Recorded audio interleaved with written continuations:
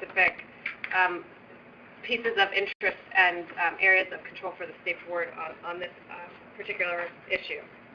So first, on our accountability system, so as you all know, our waiver from the Elementary and Secondary Education Act lasts through the end of this school year and this school year's accountability cycle, meaning that in 14-15, we have to have a renewal of our waiver going forward. And the way the Department of Education is doing this is with one-year renewal. So we spent some time with superintendents in February and March talking about what a system should look like in a world of new assessment. So in a new assessment, we would not be in a position where we would set AMOs in the way that we normally set AMOs with you all, because we will not have a baseline data the way that we have had baseline data. So what you have in front of you is a draft of the model that we looked at with superintendents. More or less what we're looking at here is a system in which we would identify the top 10% of districts in a given subject area in terms of performance and in terms of growth, and growth meaning TVOS, using our value-added assessment system. We also would identify the bottom 5% of districts in both performance and growth, again in a given subject, looking at achievement performance on the test as well as growth through the value-added system.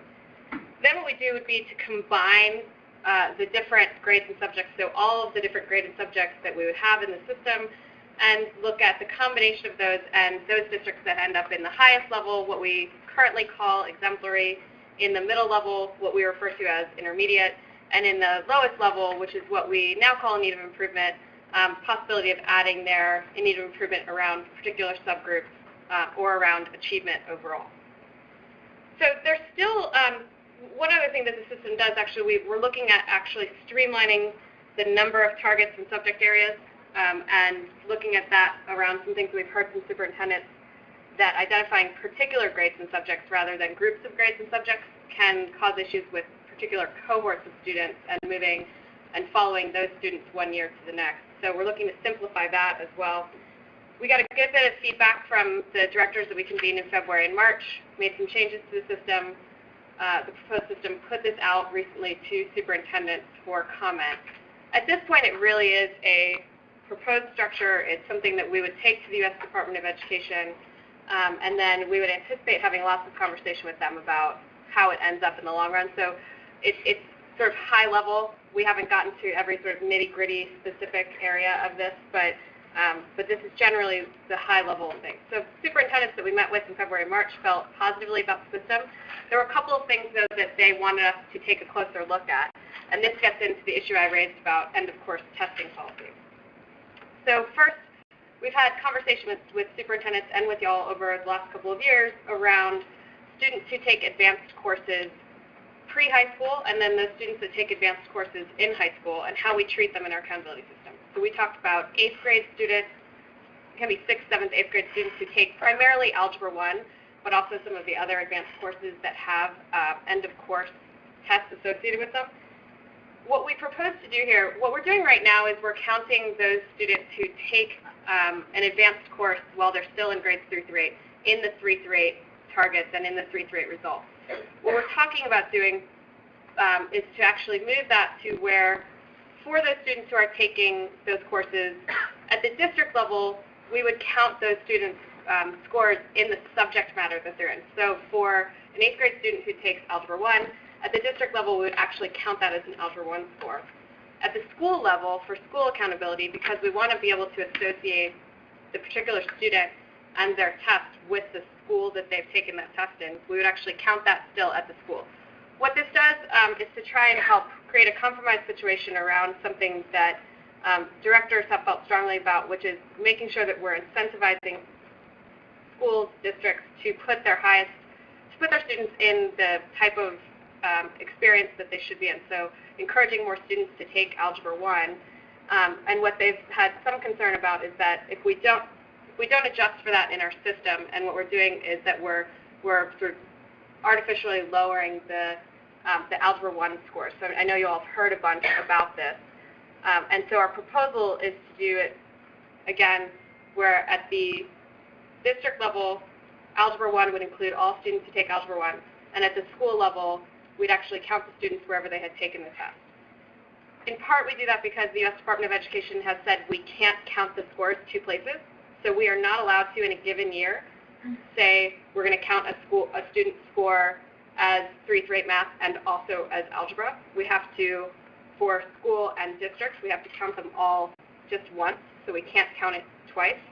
And we also don't want to be in a position where what we're doing is we're saying the student took a test at, for example, J.T. Moore, but we're not going to count that test until that student gets to Hillsborough High School. So if they took Algebra 1 at J.T. Moore Middle School, and then we don't count that test with that school, we wait until they actually get to the high school level before we count that score. So it's sort of a compromise that we've worked out, and superintendents seem in favor of it. So that's how we're looking at dealing with that particular issue. Again, this is still something we have to get approved by the U.S. Department of Education, but it's something we've talked with them enough about that we feel fairly confident that they'll feel as though it's a good idea. And then when we talk about AP, dual credit, dual enrollment, international baccalaureate, and some of these other subjects that are advanced courses that students are taking that have a substitute test at the end of the course. So a student can take AP Literature and Composition, and that might be a substituting course for for English 3. This is where it gets a little more complicated. So we haven't yet been able to find a good resolution here. What we did decide to do with the group of superintendents was to get a group to continue to work on it. I'm going to talk about a couple of the things that we have looked at so far as options, why some will work, and then some of the things I think we'll continue to talk about. So we've talked to you all about, over time, the idea of actually just taking those AP scores and counting them as proficient or advanced, and being able to count them towards the result of an AMO or of scores.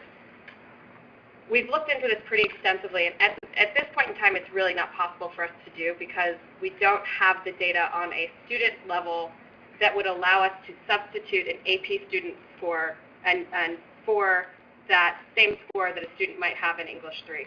It's more or less about student IDs and various other things. We just don't have the data in that format yet. We're talking more extensively at this point with the College Board about being able to get the data in a format that would be useful for us to get it in a timely fashion. I feel that in the next year or two, we'll be in a position where we actually could do that. We're just not there right now. So that's AP, which would solve the problem for AP classes. When you get to dual enrollment, dual credit, things get a little more complicated. There are not actually substitute tests that are national or even statewide at this point. As we move into having more courses that are being offered through CTE, we might have more of this in the dual enrollment category, but we're just not at that place yet. So one of the ideas that was offered by the group of superintendents was to actually look at using ACT as a substitute measure in the same way that we talked about with AP, so that instead of using a student's English 3 score, you might use their ACT English score. Again, same issues here currently that we have with the AP and the College Board data. We're working with ACT around trying to improve the timeliness of data. We're working with ACT around trying to get the data in a format where we could easily know that Fielding-Ralston over here is Fielding-Ralston over here, and we can say for sure that that's the right score to count for that particular school, district, et cetera. We just don't want to be in a place where we're not confident that we're doing that correctly when there are high stakes associated. So that's a possibility, and it's something we're working on, something I think we'll talk about with this group of superintendents. The last sort of option is to talk with the group of superintendents about possible tweaks to the testing policy, so the end-of-course testing policy that you all have passed. Maybe, one of the things would be to allow potentially a district option around testing. One thing could be to require in certain types of tests that you use that test as a substitute, and other types of tests you do not. So I think there are a lot of options here. We don't have, at this point, a proposal for y'all. I think we anticipate getting this group together again here in the next couple of months. Would hope to potentially have something for you all to look at in the fall, so that you could potentially take some action to tweak that policy if what we end up feeling like that's the right direction. overwhelmingly the superintendent felt like the policy in its spirit is the right thing, so that it is the right thing to not have students take 2 tests. You don't want students taking a 3 through 8 test for math and then also taking Algebra 1 just because they're taking Algebra 1 earlier. You don't want students taking an AP English test and also taking an end-of-course test. It just doesn't make sense for the students, doesn't make sense for the teacher. So people felt strongly that that was the right decision, but that we needed to figure out how to address these particular issues so that we were, we're giving people the ability to put their best foot forward in terms of putting students in those courses where it's appropriate. So with that, that's essentially the updates that I have for you. Again, hope to have something more for you in the fall on this particular issue around the advanced courses in high school. I think, regardless of moving forward with this new accountability system and a new test or not, these 2 issues that I highlighted around 8th grade math or the sort of the pre-high school courses that students are taking and the advanced courses are still things we need to figure out and grapple with under either system. So, any questions? Any questions? Any questions? Billy, I'd like to Go ahead. I'd like to commend the department on this work, because this is timely and I think it's good work. Thank you. Yeah, it is, and I think there has been significant questions and concerns out there about all these issues. Yeah. I think to the extent that we can answer them, we need to do that. Yeah. It is And I think important to us, as I know it to y'all, is to the extent that superintendents are helping us figure out how to drive this that has become an issue in a way that I think none of us really anticipated.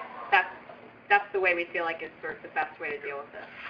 And I think that the superintendent you're working with feel fairly good about at least the Algebra 1 thing and the progress we're making in the other areas. Yeah, we got a thumbs up on that from the group that we had met with, which was about 12 superintendents. And as I said, we've put that out to other superintendents for comment, and we're getting comment back now.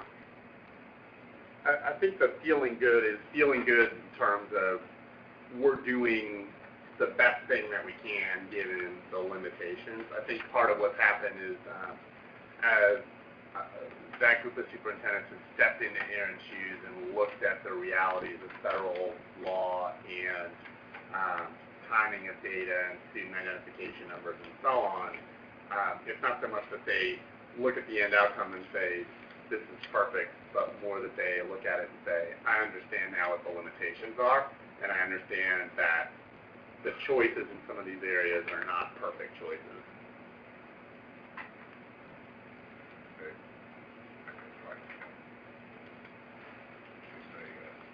A better understanding, and hopefully they will spread that understanding to other superintendents. Yeah. And also, just so you all know, David and Scott and Dr. Nixon are going to be part of those conversations that we'll have ongoing around the specific issues related to the end-of-course testing policy. Okay. Any other questions? Thank you. Okay, Eric, thank you. Good job, appreciate it. Okay, we'll now move to the legislative update, and who's going to do that? We'll get started. You want us to go there? We're okay. Okay. Okay. I can talk about it, I think. So I will tell you this, that things are happening as we speak. So some of these things that we prepared for you may or may not be the same in 2 seconds or in 2 weeks. So we'll see.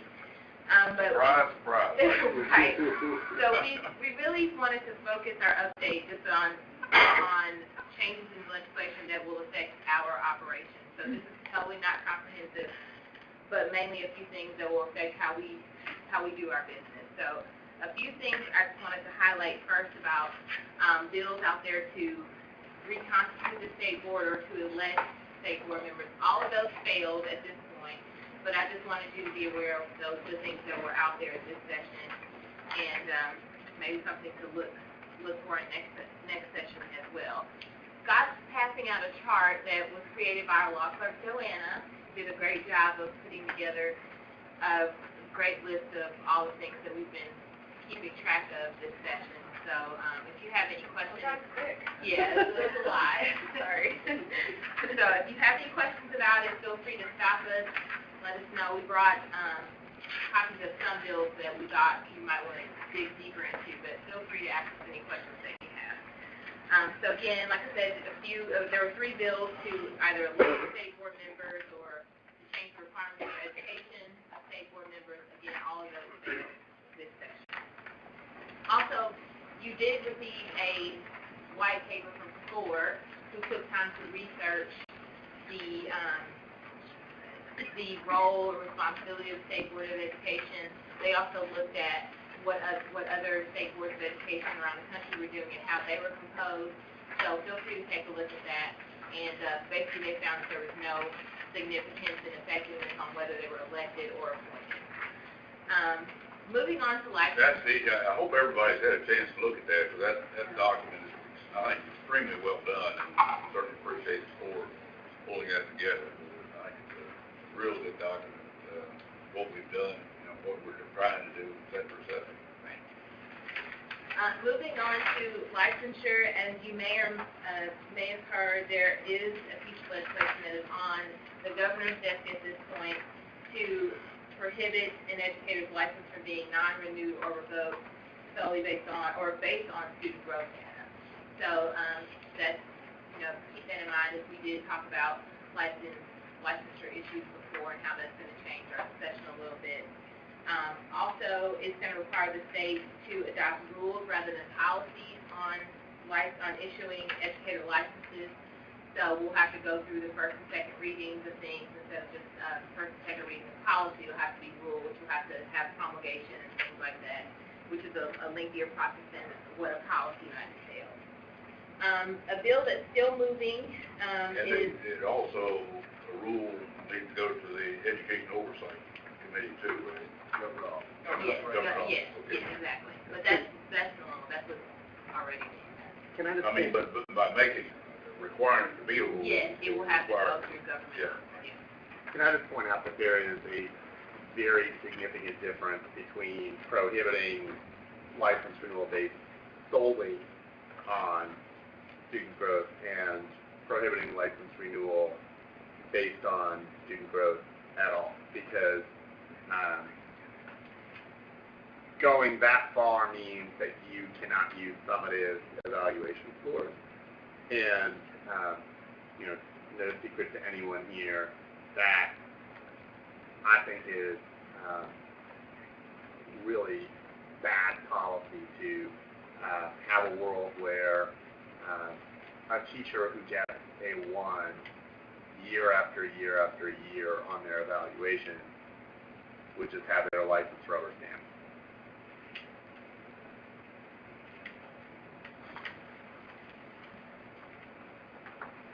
Okay. Yeah, I think we all agree with that, yeah.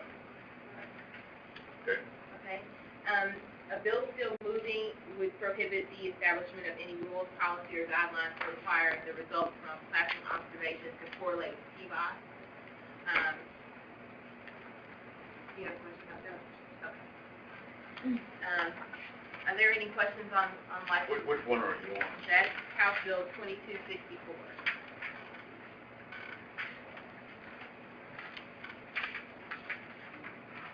It's still alive. I don't know if it's, I don't know what the outcome will be, but it is still alive at this point.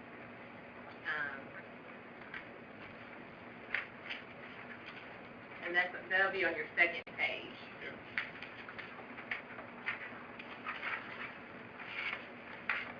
At this point, I'm going to toss it over to Joanna to talk about Common Core and Park bills.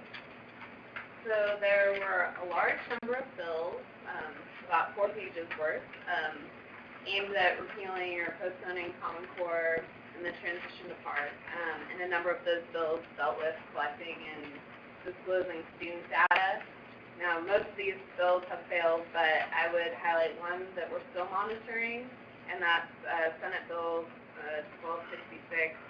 And that's an unrelated bill on history curriculum, and the amendment calls for postponing further implementation of Common Core and the conversion to Park until July 2016. Now, this bill has passed as amended and is currently in Senate Finance, but it has a large fiscal note attached to it, so there's a good chance that it won't move forward. What bill is that, John? That's Senate Bill 1266. So that's at the top there. That's the one we got hijacked on the floor.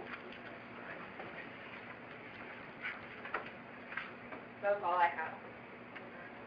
Okay, under the umbrella of school choice, the main one to note is the charter authorizer, which will essentially change the way we look at charter schools for a certain portion of them. For the ones that have schools in the bottom 5%, which is going to be 5 counties. And so for the other counties, if we ever get a charter appeal here, we'll continue with business as usual. But for those other ones, instead of remanding it back as we've done before, for those counties, we would then have the option of authorizing the charter ourselves. So, Which one is Yeah, it? just break down the mechanics of that, Okay, might be so- helpful. So as we've done in the past, if a charter has 2 times to apply to open in a district, and then they can appeal to the State Board of Education to determine whether or not the local board's decision was contrary to the best interest of the students, the school district, and the community. And so as we've done in the past, you guys decide whether to uphold the local board's decision and not open the school, or you say, well, we will remand it back to the LEA to open. And so for most of the districts in the state, that same process will apply. But for districts Memphis, Nashville, Chattanooga, Knox County, and Hardeman County, yes. For those districts, if they will go through the same process, 2 opportunities to apply, and if they're denied twice, then they will appeal to the State Board of Education, who will then conduct a de novo review on the record of that application and determine whether or not the district's decision was contrary to the best interest of the school district, the pupils, and the community. And at that point, if we decide that LEA's decision was contrary to that best interest standard, then the State Board can decide to authorize that charter school, which means that we would then open a charter school on our own. The results would count for us. We would actually become our own district, basically. You'd be an alternate authorizer. Exactly. But it's only an appellate authorizer, so they can't just apply to us directly. They would have to go through the LEA first. So we would operate our own district. So which one is this? I'm not seeing it on there. It's House Bill, What's it under? it's under school choice. It's House Bill 702, Senate Bill 830. Okay, First one, right? okay. It doesn't say that on the right. Well, That's just the the caption. caption says the summary. This is the same bill that went the whole way through last year, and then didn't pass on the last day Yeah. in 15. So it's the same bill.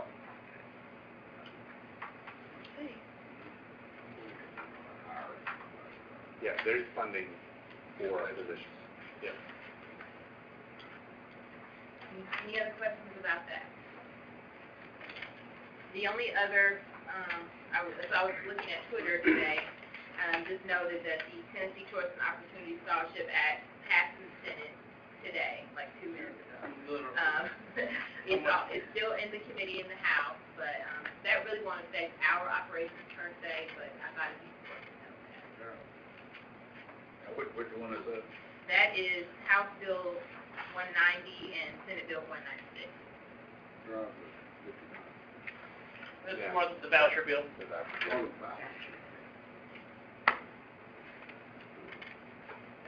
All right, Scott? All right, you're now on section 5 with salary schedule.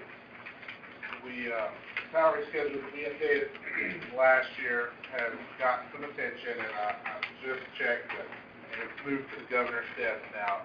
House Bill 1381, Senate Bill 1856 is requiring us to put back in the experience and experience pay lanes up to 20 years experience, and degree pay lanes for masters, master's degree, specialists, and doctorates.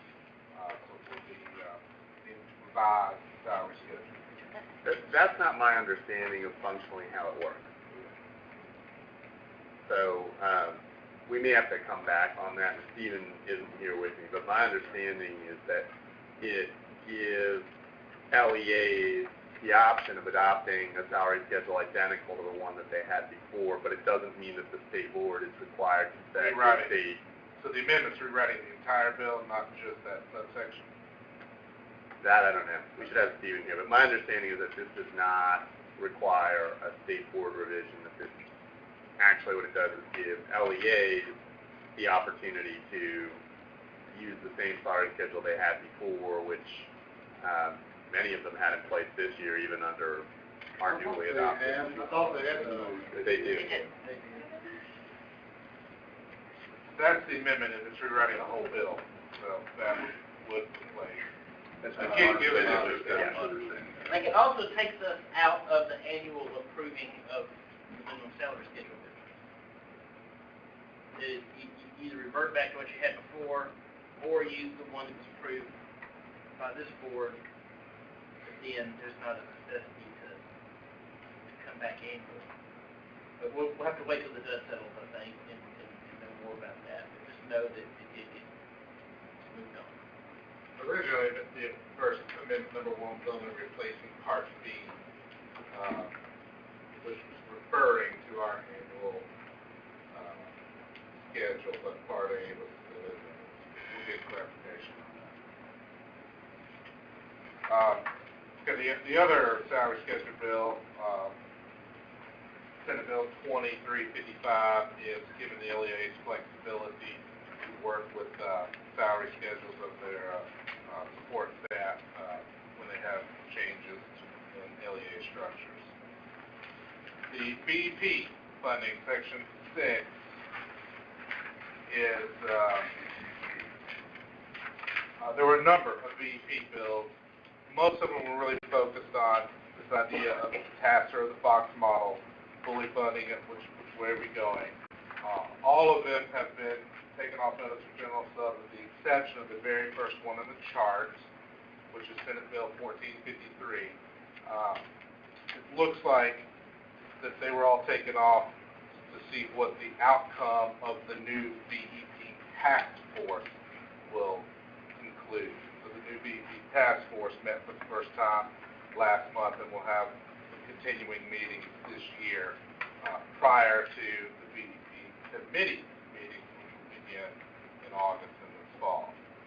So the BEP bill that did pass had little to do with any of the big money structures. It was simply the ESL teachers, English as a second language teachers, recognizing that because that's what the BEP committee had been recommending for years and already in practice. Textbooks. Okay, so the main bill in this category is Senate Bill 1502, which restructures the textbook commission and selection process. And as of this week, the bill was placed behind the budget, but I figured I would quickly highlight the proposed changes just so you can be aware of what was being talked about. First, under this bill, the legislature would have a say on who sits on the textbook commission. Currently, it's the governor who appoints 9 members to the commission, and under the bill, the House and Senate speakers and the governor would each make 3 appointments. And then the General Assembly would confirm all the appointments. Secondly, the bill requires that the proposed textbook list be published for public comment. And lastly, the bill would expand who the commission can appoint to its advisory panels and who may be appointed to review committees at the local level. Under this bill, there's no real substantive change to the state board's role in the approval process, but it's worth noting that these proposed changes were floating around out there. Okay, under the miscellaneous, there were several of these. The ones in the top of the chart are the ones that are seem to be passing forward.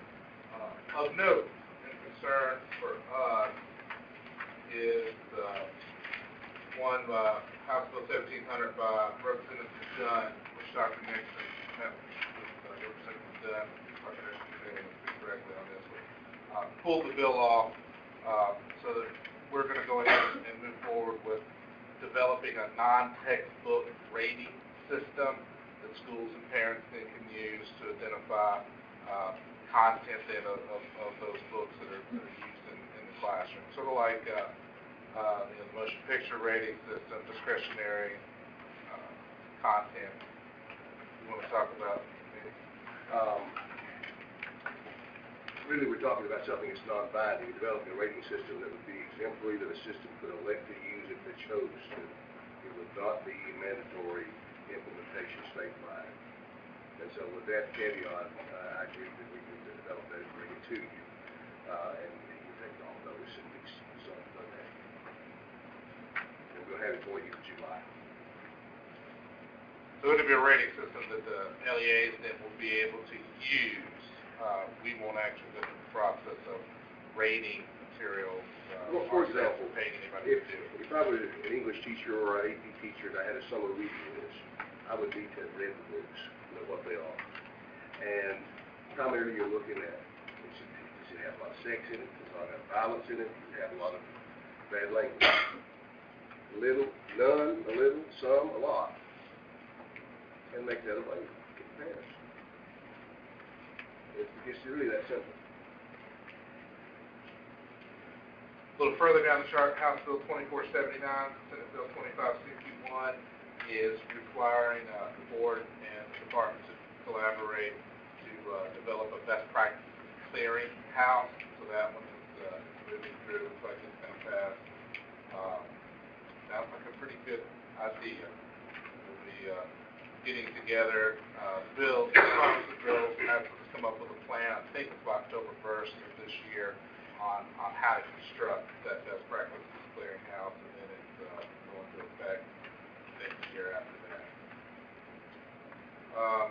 And the one that got a lot of attention was the cursive writing bill, which was below that one, House Bill 1697.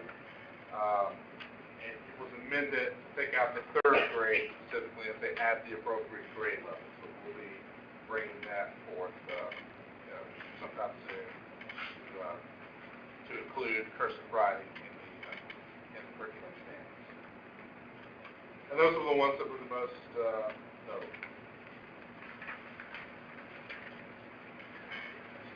Okay, any questions? Additional discussion? Okay. I got one to talk to Ask Danielle. On the truancy deal, we talked about it earlier, is what will be the burden under this policy for the school administration? So, let me set the stage by saying that we're trying to do what the legislature told us to do. And I wanted to read the language in particular because part 2 of the law says that includes vetting and reporting procedures to keep parents or guardians informed of the student's absence from class. So one of the things that we say in this proposed rule is that upon or before 5 days of absences, the principal or designee should initiate communications with the student, parent, or guardian. And so that will be their responsibility, which is from meeting with attendance supervisors, what they're already doing. Once we met with attendance supervisors, and they wanted to make sure that we had language in there that said attempt to, just in case they weren't able to get in touch with parents, that they wouldn't be held accountable for that. And so we tried to craft the language to give them wiggle room and flexibility to be able to document that they intended to reach out to these families, but not, if they were not able to get in touch with these families, that they would not be penalized for it. But again, this is not anything that they're not already doing.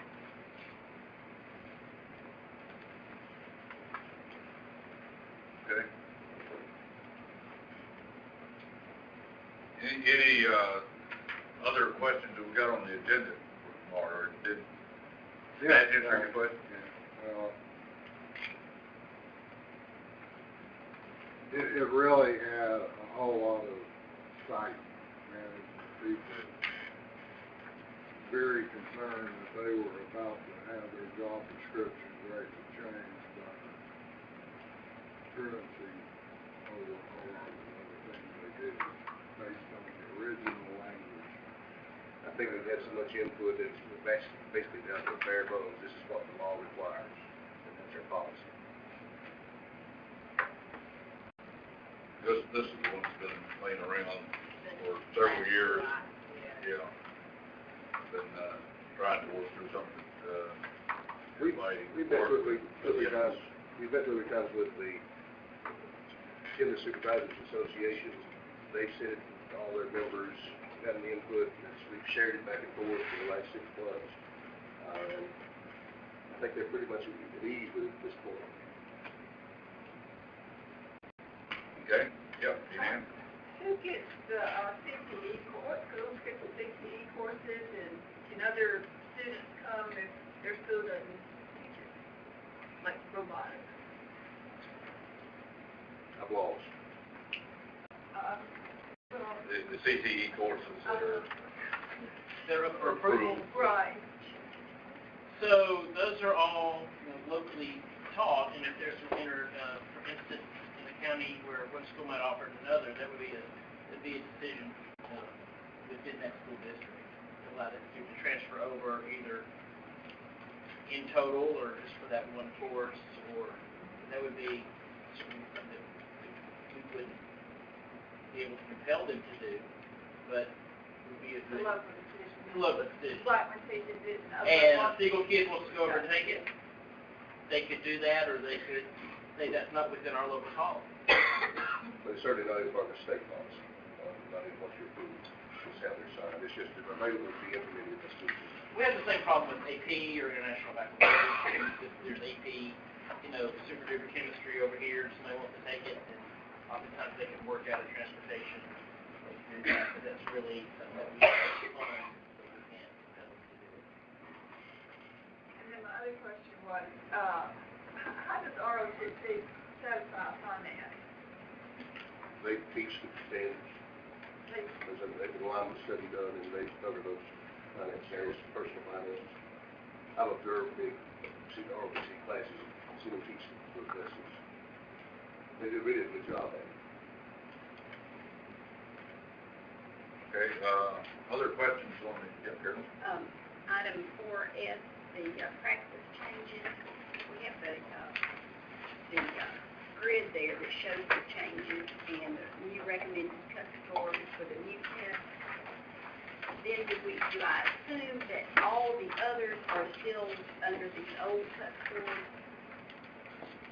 I'm happy to answer that real quickly. Yes. Yes, so these are the ones, and I've brought some of these to you in the past, but ETS periodically regenerates their tests, and so these are the only ones that have been regenerated in this last period of time. So the others are either in the process of being regenerated or in some cases have already come to you, but these are the only ones that are changing.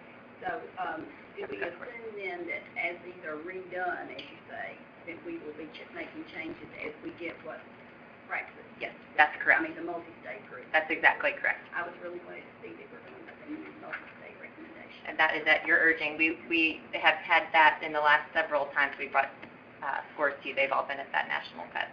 Are we getting any feedback? I guess I have heard nothing from the population out there about concern about the, I think, fairly significant changes we're making in practice. And I know exactly what we've been wanting to do for a long time. We have gotten some feedback. I think this is, as you have indicated, the first step in increasing our cut scores. This is now bringing it up to the national recommended cut, which is a significant shift, but it's not as high as you have indicated you want us to go. So I think in terms of impact, we haven't seen a huge impact yet in terms of supply and demand. We are looking at the middle school math test particularly, because that's been one that has come up as a question that people have had particular concerns about, but not a significant issue yet, just one that we're really looking at closely. In my meetings with superintendents, there has been concern, particularly in math and science, about once we start to make the walk from we're at the national score to we're trying to be in the top third, are they going to have this apply? One of the questions that people raise from me that I do think is worth long-term consideration is, currently, if we are allowing a teacher to teach on a waiver while they're attempting to take the practice and pass it and so on, if they actually are delivering high-value added scores in the classroom, would we take that in lieu of a high practice score? And from an outcome-oriented perspective, I don't think that's a crazy idea. If our goal is teachers who are excellent at teaching, then if someone isn't hitting the practice score but is delivering really good results in their teaching, it might be an interesting thing for us to look at. And I've had people tell me, I've got a teacher who has taken practice a couple of times, they can't get over the score level, but they're level 5 on their impact on kids. And so I just want to flag that as something the superintendent brought to me that I actually think might deserve some merit in looking at. Look at those numbers over time, see. People just like big dictators. Yeah.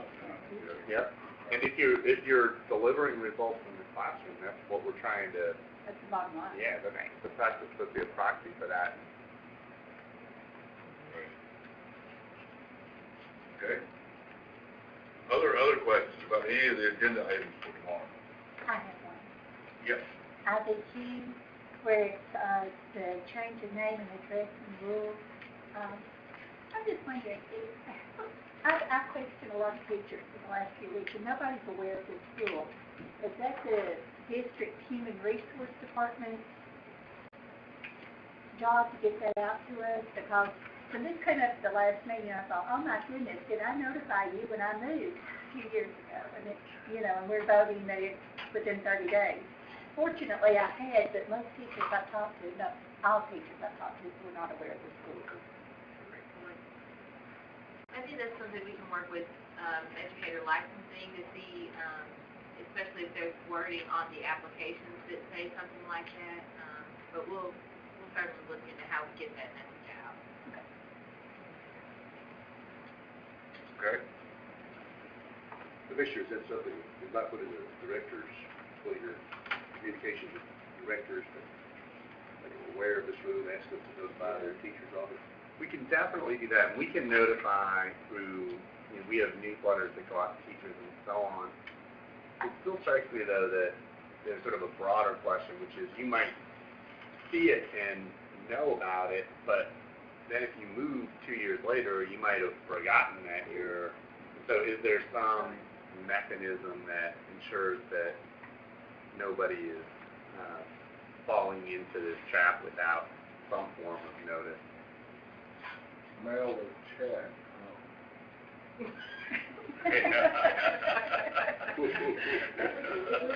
Commissioner, I do think our new educator management system, the automated, we'll be able to ask people to update their information when they apply for renewal. So there'll be a way that we can do that through the data system, and I think that'll help the concern. And Sarah, if they're applying for it for renewal, this only goes into effect then, when they're applying for it for I would look at Danelle for the specifics. I mean, I think my understanding was that it's for all teachers regardless of the point. That would just give us a checkpoint at which we could make sure. I mean, it's kind of hard to know. I don't know how we would enforce otherwise, other than to communicate that this is the change, but then we could at least check for it when they apply for renewal. Yeah, but it would be the burden on them to let us know. It's the same as if you would move, to another state and you have to get a new license. It's that same, because for our purposes, when we try to notify educators of certain actions, when we have to continue sending them notices, then we won't be able to move forward with these actions until we actually are able to locate them. And so if they would have some onus to let us know that they've moved, that would help us increase our burden in finding them.